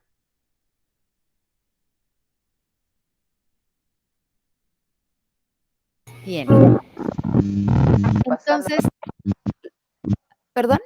Solo repasarlo porque sí es como para mí un buen de información importantísima que hay que verla nuevamente y reflexionarla y hacer las conexiones, ¿no? Claro, claro, para eso está quedando grabado. Muchas Pero gracias. rápidamente lo digo brevemente. Los axones que están llevando la información procedente de los receptores somáticos, es decir, de estos, hacia la médula espinal o el tronco cerebral, son los axones aferentes primarios del sistema sensorial somático. Entonces, estos axones entran a la médula espinal a través de la raíz dorsal. Sus cuerpos celulares, es decir, aquí sus somas, los vamos a localizar en los ganglios de la raíz dorsal. Cada vez que nosotros veamos una esquemita de estos del sistema nervioso y veamos estos puntitos, pum, puntito, línea, puntito, línea, generalmente cuando vemos un puntito nos está hablando de el soma de las neuronas.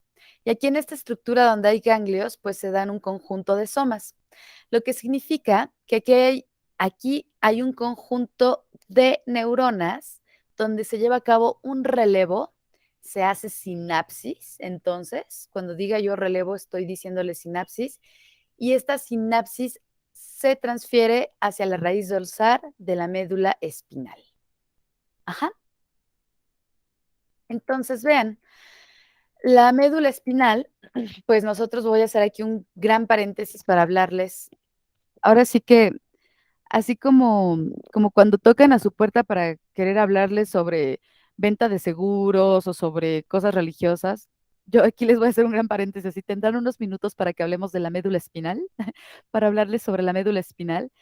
Tenemos justamente aquí a la médula espinal, ¿no? Toda esta parte es el encéfalo y la médula espinal pues tiene una disposición pareada, como podemos notarlo, una disposición pareada de raíces dorsales y ventrales, tal como vimos aquí. Hay raíces dorsales y hay raíces ventrales. Ajá, esta es su disposición pareada.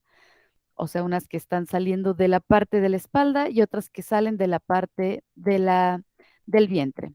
Entonces, cada nervio espinal, formado por axones de raíz ventral y de la raíz dorsal, pasa a través de esta muesca entre nuestras vértebras de la columna vertebral, de tal manera que hay tantos nervios espinales como muescas entre vértebras. Y justamente aquí lo que les estoy mostrando son esos 30 segmentos medulares que se han dividido en 4 grupos y cada segmento pues recibe el nombre de la vértebra adyacente a aquel donde se origina el nervio. Por ejemplo, tenemos aquí a las vértebras cervicales y entonces tenemos 8 nervios cervicales, 8 nervios dorsales, 8 nervios ventrales. Ajá. Vean, tenemos aquí médula espinal, vértebra, vértebra cervical, vértebras torácicas o torácicas, vértebras lumbares y vértebras sacras. Y entonces tenemos 8 nervios espinales, tenemos 12 nervios torácicos, tenemos 5 nervios lumbares y tenemos 5 nervios sacrales, los cuales pues están proveniendo del mismo nombre que reciben vértebras cervicales, torácicas, lumbares y sacras. Y aquí estaríamos viendo justamente en esta figura cómo es la organización segmentaria de los nervios espinales y la inervación sensitiva de la piel. O sea, aquí estamos relacionando esta organización de nervios espinales con respecto a la inervación sensitiva de la piel. Entonces, vean cómo de repente si hay un estímulo que proviene de aquí de los dedillos, pues va a tener también cruzamiento con los que se estén llegando desde los hombros, desde los brazos, pero vean cómo en el torácico está diferente aquí en esta parte y cómo el torácico tiene aquí una inervación en el antebrazo, ¿no? Em, Vean, por ejemplo, cómo la parte de los genitales está teniendo más bien una inervación hacia los nervios que se encuentran en la parte sacra de la médula, mientras que todo lo que tiene que ver con estas extremidades inferiores, como son pues las piernas y los pies, está teniendo que ver con aquellos nervios que llegan a la parte lumbar.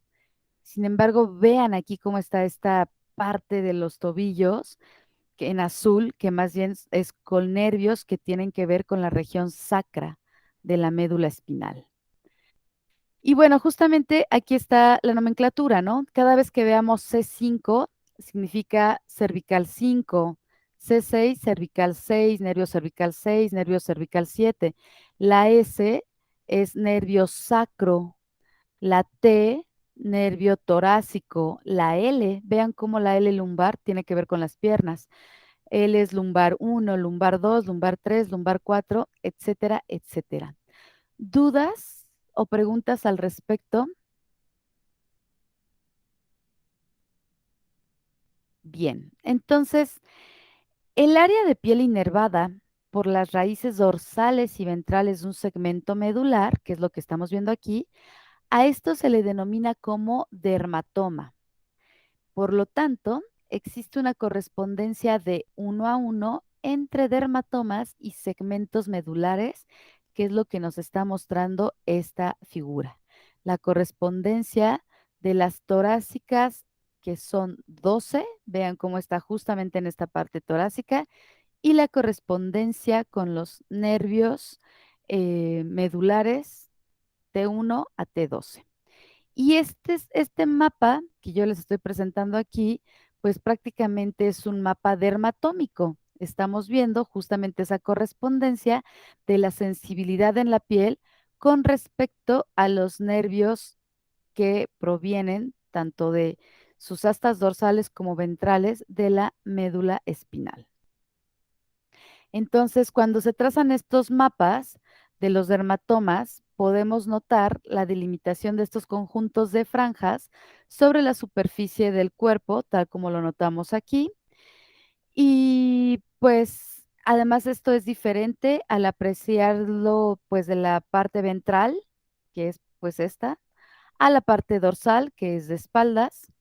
Y hay algo bien curioso, si nosotros eh, pusiéramos a este muñequito como en 4 patas, como un cuadrúpedo, se piensa que tiene justamente estos cambios como de por qué aquí hay azulito en esta región, por qué aquí hay verde en la parte dorsal, y nos habla un poquito del origen evolutivo de que previamente los homínidos eh, pues andábamos en 4 patas, ¿no?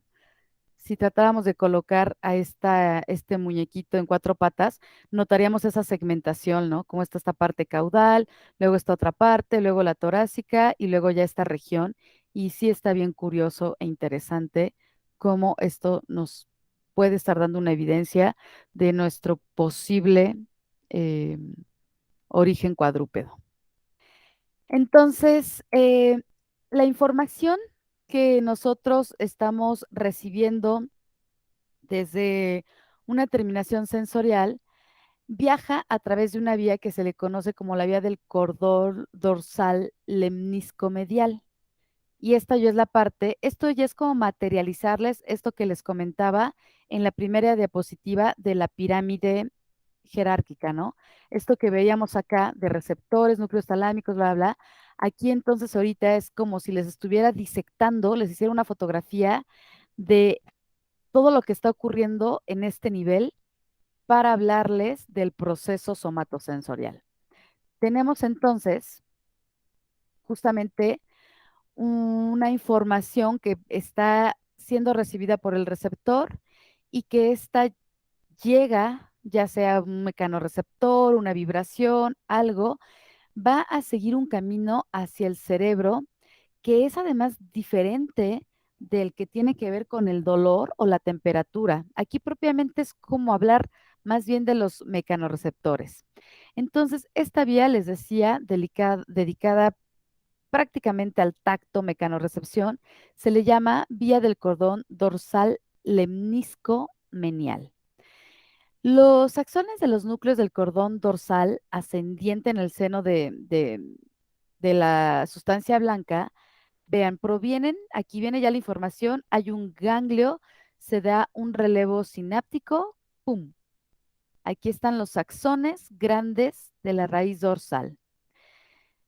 Estos axones grandes de la raíz dorsal siguen viajando y aquí a nivel del cerebelo, aquí nos está representando este corte, es un corte que no está siendo totalmente recto, sino vean cómo tiene una inclinación. cada uno de estos segmentos aquí, el 1 nos está representando el corte a nivel aquí de la médula. El 2 nos está representando el corte aquí a nivel del puente.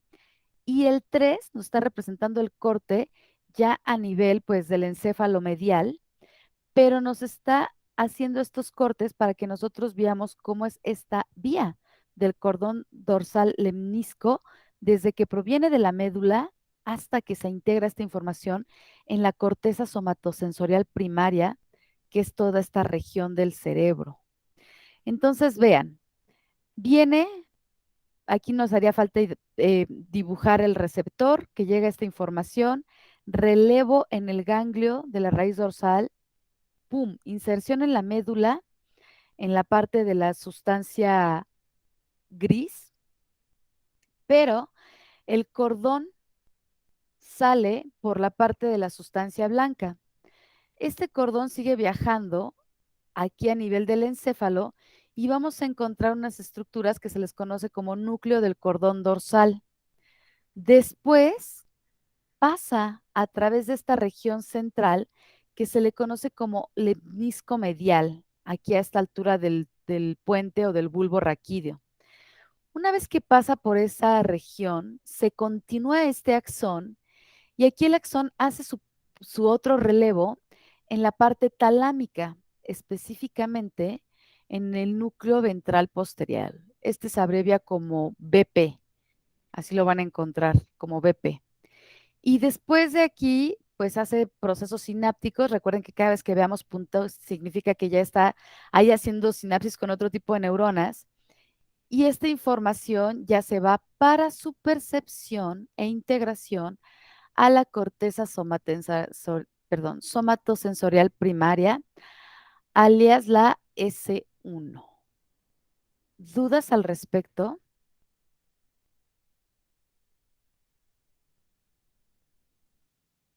No, profe. Ok. Recuerden siempre, siempre que ninguna información sensorial, a excepción de la del olfato, esa es la única excepción, pero ninguna información sensorial llega directamente a la corteza. Previamente se hace un relevo, es decir, existen sinapsis a nivel del tálamo, excepto el olfato.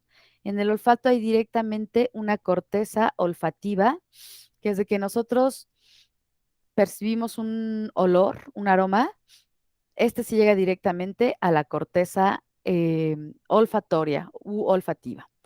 Entonces, aquí las neuronas talámicas del núcleo se están proyectando hacia allá las regiones específicas de la corteza somatosensorial primaria o S1.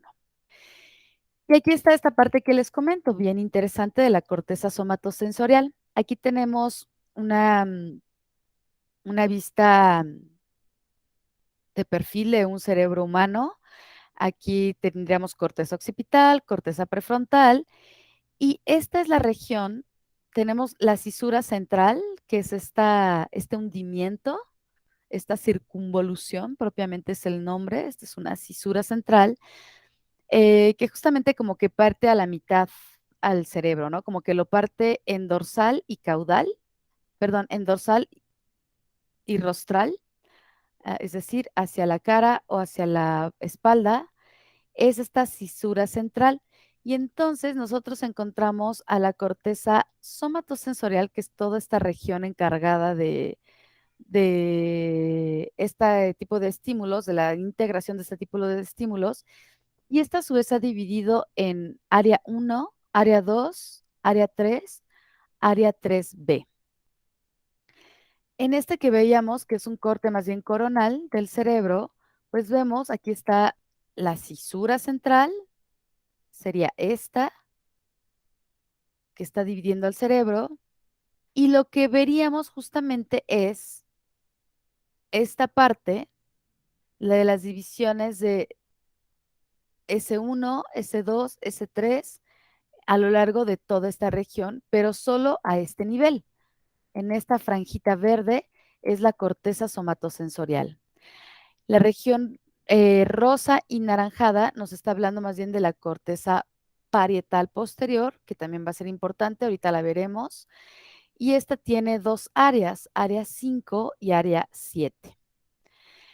Si nosotros hacemos un cortecito, pum, pum, así de esto que nos está esquematizando el dibujo, tendríamos entonces aquí a la cisura central, que es esta pum, depresión en la corteza, y tendríamos esta compartimentalización, podríamos observar, de la corteza somatosensorial, la corteza parietal y la corteza parietal posterior.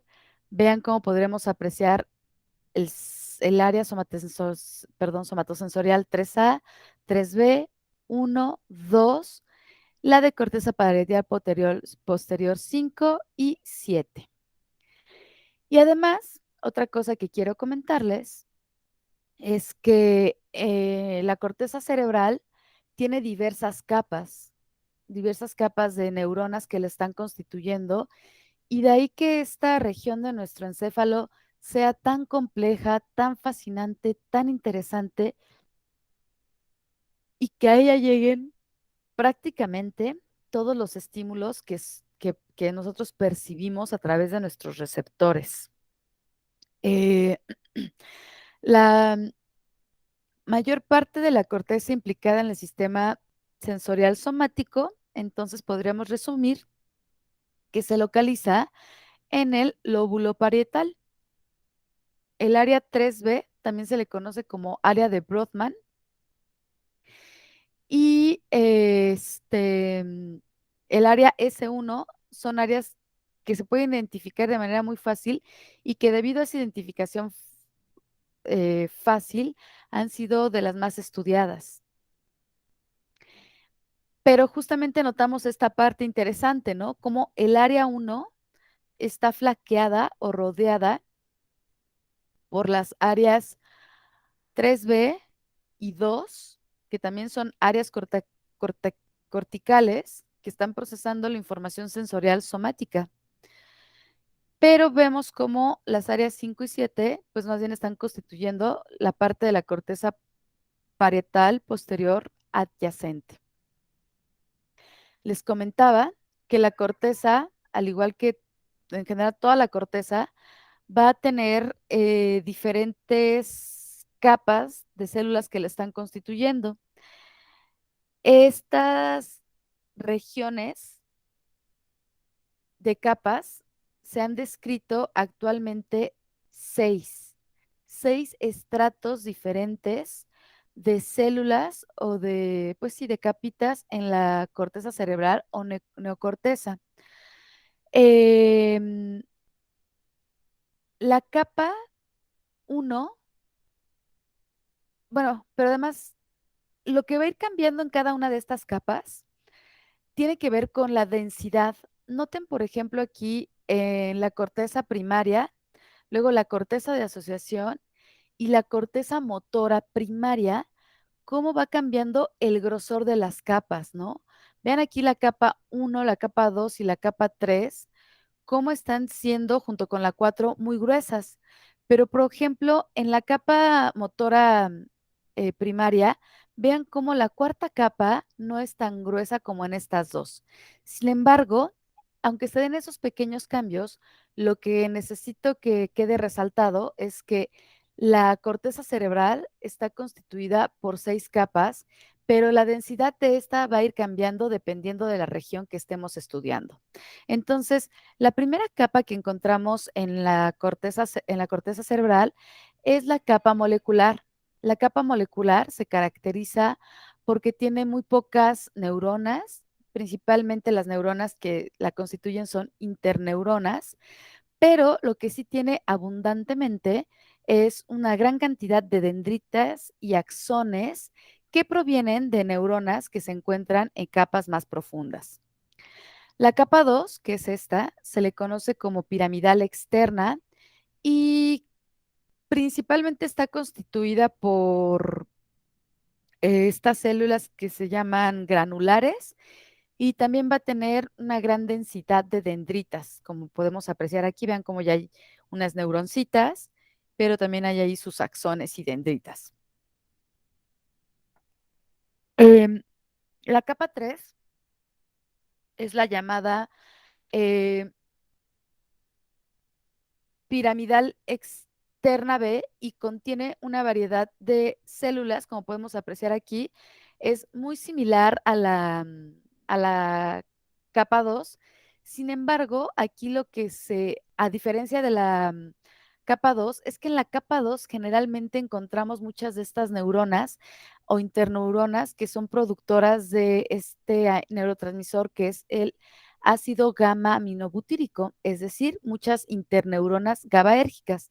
En la capa 3 no encontraríamos ese tipo de neuronas, más bien encontramos neuronas que tienen que ver con neurotransmisores excitatorios, como es el glutamato y como es el aspartato. Aquí también vamos a encontrar neuronas productoras de esos neurotransmisores.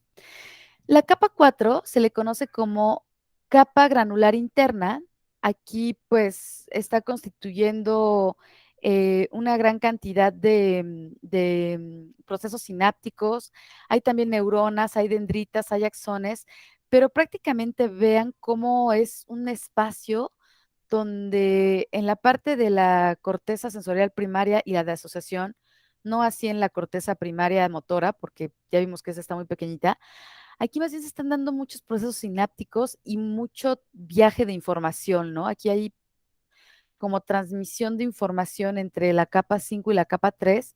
Entonces, aquí hay procesos muy locales. eh, Prácticamente hay muchas neuronas que son productoras de neurotransmisores inhibitorios. Aquí se encuentran un tipo de neuronas que se les conoce como estrelladas espinosas, que como pueden notar aquí pareciera como si fueran una grietita, por eso se les dice estrelladas, pareciera que están estrelladas.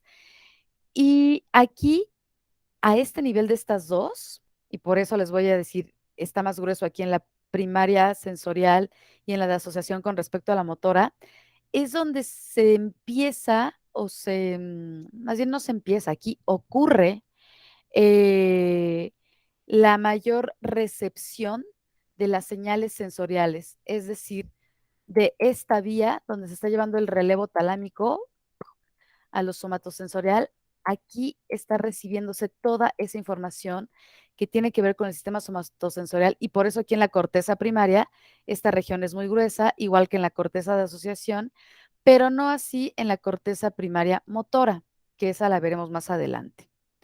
¿Dudas al respecto?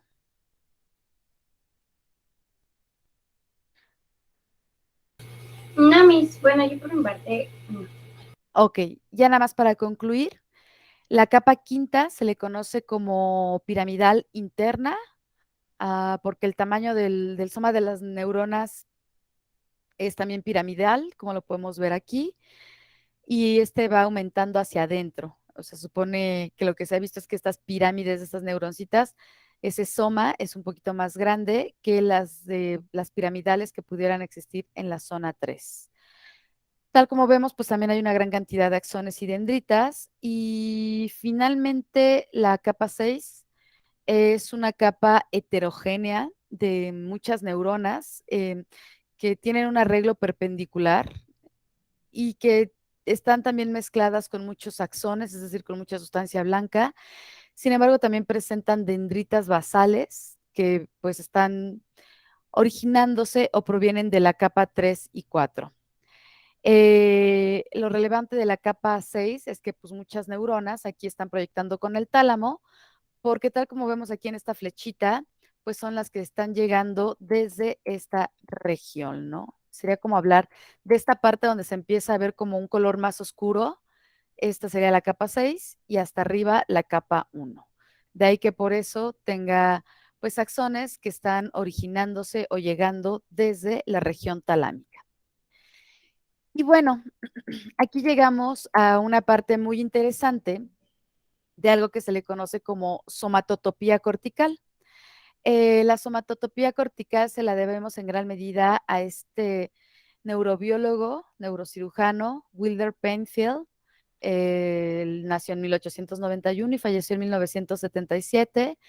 Él durante los años 40 y 50 estuvo llevando a cabo unos experimentos bien interesantes en donde llevaba a cabo la apertura del cerebro de las personas, desde luego con prueba anestesia al cuero cabelludo, que es ahí donde se sienten los estímulos, quitaba la tapa del cráneo y empezaba a estimular con una pequeña corriente eléctrica puntos en la superficie del cerebro y le preguntaba al paciente qué es lo que sentía.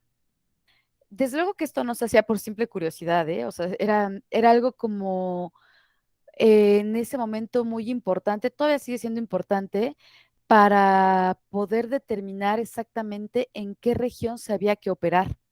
Entonces, cuando se estimulaban distintas regiones del cerebro, el paciente podía referir distintas sensaciones. Por ejemplo, cuando él estimulaba la parte posterior del cerebro, el paciente veía destellos de luz. Y es ahí como se fue descubriendo pues, que la corteza occipital está relacionada con el procesamiento de los estímulos visuales.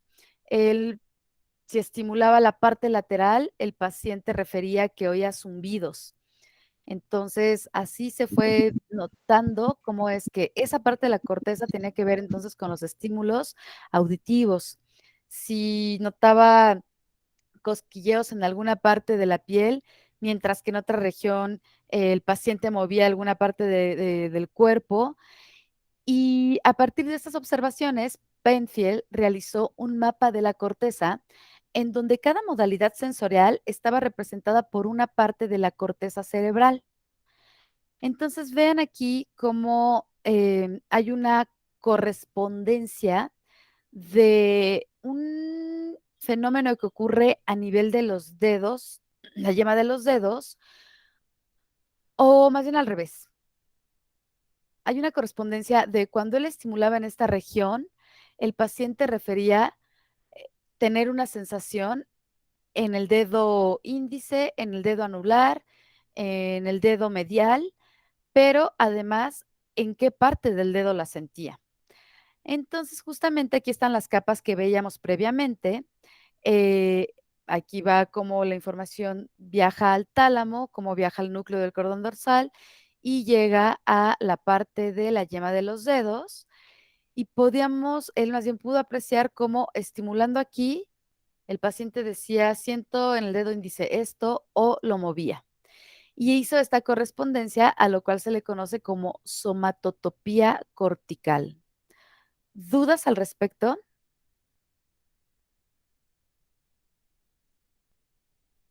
No, profe.